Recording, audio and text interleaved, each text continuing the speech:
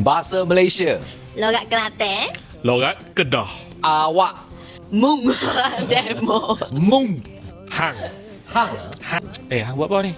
Mereka. Sekyo. Sekyo. Sekyo nak gimana? Sekyo nak gimana? Depo. Depo.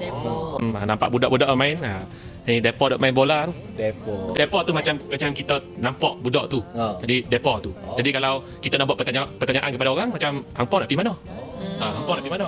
Sekejap. Meta. Meta. Sat. Sat. Sat. Oh, macam putai.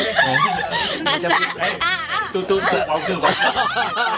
Yang tu yang sat ni. Tunggu sat ni macam macam tu lah. Hang tunggu sat. Aku nak pergi sini-sini dulu lah. Lagu tu lah. Kalau kau Thailand tu vulgar jadi tak boleh nak sebut lah ni. Lain. Mari. Mai. Sama lah mai. Oh, sama. Mai. Kedah Kelantan sama dah. Pergi. Gi. Gimana?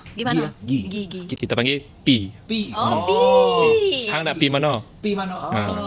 Hang nak pi mana? Sebenarnya Mati ni orang Kelantan tapi dia kecek Ni Kelantan. abang kita. Dia macam masuk orang Kedah. Apa jadi Nak kecek Kelantan pun semua juga. baik ya. Kalau kecek Kedah jadi Kedah. Balik. Kelik. Balik. So sama lah balik lah. Balik. Balik. Mungkin apa ni sebab kita pun bukan pure Kedah. Jadi mungkin kat dalam bahasa lagi dalam tu mungkin ada lah. Okey, siapa yang tak Komen. saya Kedah komen bawah dah. Okey. Baik.